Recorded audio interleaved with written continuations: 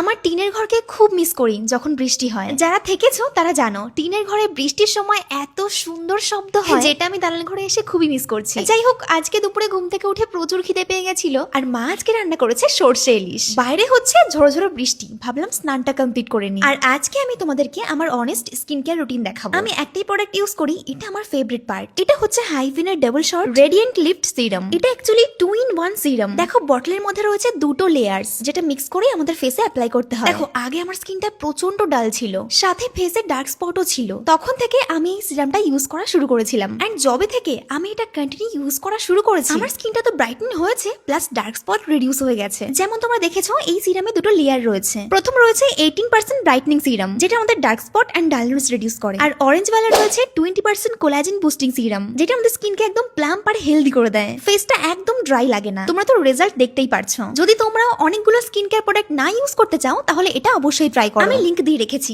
একবার ট্রাই করতে পারো। Thanks for watching.